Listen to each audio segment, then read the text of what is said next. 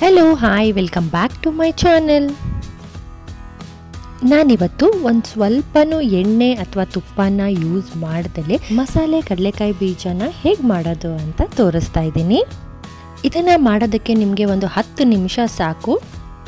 ತುಂಬ ಟೇಸ್ಟಿಯಾಗಿರುತ್ತೆ. ಹಾಗೆಯೇ ಇದನ್ನು ನೀವು ಒಂದು 2 ರಿಂದ 3 ತಿಂಗಳು ಆರಾಮಾಗಿ ಯೂಸ್ ಮಾಡ್ಕೋಬೋದು. ಒಂದು ಸ್ವಲ್ಪನೂ ಹಾಳಾಗಲ್ಲ.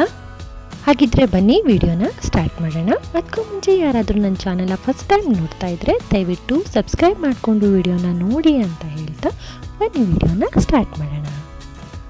ಮೊದಲು ನಾನಿಲ್ಲಿ ಒಂದು ಬಾಣಲಿಗೆ 1 ಕಪ್ನಷ್ಟು ಕಡಲೆಕಾಯಿ ಬೀಜ ಅಥವಾ ನೆಲಗಡಲೆನ ತೊಗೊಂಡು ಚೆನ್ನಾಗಿ ಲೋ ಫ್ಲೇಮ್ನಲ್ಲಿ ಹುರ್ಕೋತಾ ಇದ್ದೀನಿ.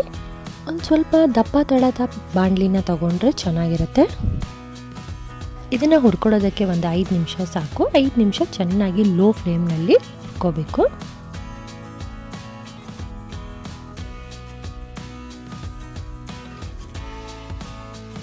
ನೋಡಿ, ಈ ಥರ ಸಿಪ್ಪೆ ಎಲ್ಲ ಬಿಟ್ಕೊಳ್ಳೋವರೆಗೂ ಇದನ್ನು ಚೆನ್ನಾಗಿ ಹುರ್ಕೋಬೇಕು.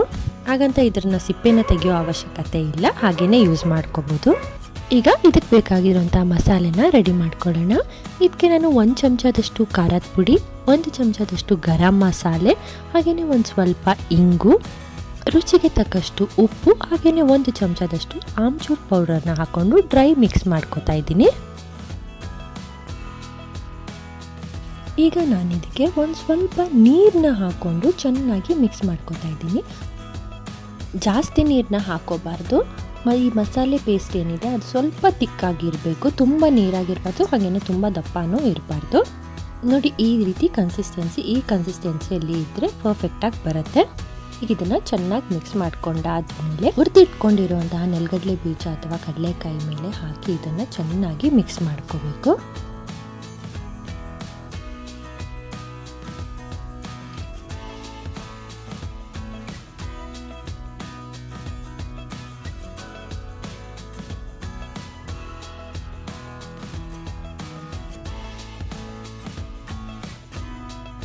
ಮಸಾಲೆ ಎಲ್ಲ ಕಡಲೆಕಾಯಿ ಬೀಜಗೆ ತಾಗೋ ಥರ ಚೆನ್ನಾಗಿ ಇದನ್ನು ಮಿಕ್ಸ್ ಮಾಡ್ಕೋಬೇಕು.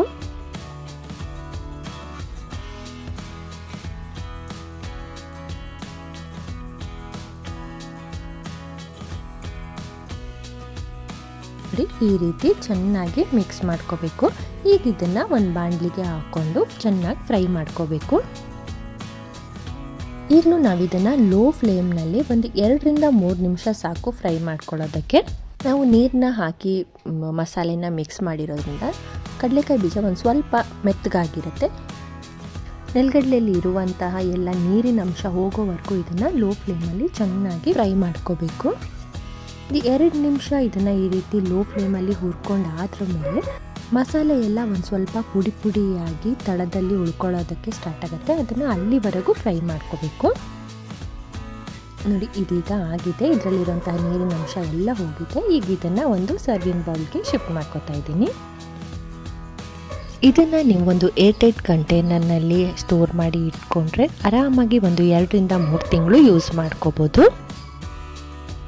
ನೋಡೋದ್ರಲ್ಲ ಎಷ್ಟು ಈಸಿಯಾಗಿ, ಸಿಂಪಲ್ಲಾಗಿ, ಹಾಗೆಯೇ ಹೆಲ್ದಿಯಾಗಿ ಒಂದು ಸ್ವಲ್ಪನೂ ಎಣ್ಣೆ ಅಥವಾ ತುಪ್ಪನ ಯೂಸ್ ಮಾಡ್ದಲೇ ಮಸಾಲೆ ಕಡಲೆಕಾಯಿ ಬೀಜನ ಹೇಗೆ ಮಾಡ್ಕೋಬೋದು ಅಂತ ನೀವು ಮನೇಲಿ ಟ್ರೈ ಮಾಡಿ ಹೇಗೆ ಬಂತು ಅಂತ ಕಮೆಂಟ್ ಮಾಡಿ ತಿಳಿಸಿ. ಮುಂದಿನ ವಿಡಿಯೋದಲ್ಲಿ ಇನ್ನೊಂದು ಸಿಂಪಲ್ ಆಗಿರುವಂಥ ರೆಸಿಪಿಯೊಂದಿಗೆ ಮತ್ತೆ ಸಿಗ್ತೀನಿ. ಅಲ್ಲಿವರೆಗೂ ಟೇಕ್ ಕೇರ್, ಬಾಯ್.